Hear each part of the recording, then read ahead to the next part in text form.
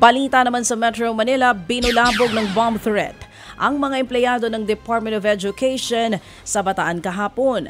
Nagmula raw sa isang abogadong Hapon na nagngangalang Takahiro Karasawa ang naturang bomb threat na ipinadaan sa email. Ang saad sa banta, malakas daw ang mangyayaring pagsabog at maraming mamamatay. Agad namang sinuspinde ang klase ng elementary at high school sa buong Bataan habang may ilang half-day lamang ang klase. Ayon sa mga otoridad, may kaparehong banta na ring ipinadala ang sender noong buwan ng Setyembre at Oktubre noong nakaraang taon. Samantala, bomb threat din ang bumulabog sa mga empleyado ng DENR mula sa kaparehong tao. Agad namang pinauwi ang mga empleyado at ininspeksyon ng Central Office.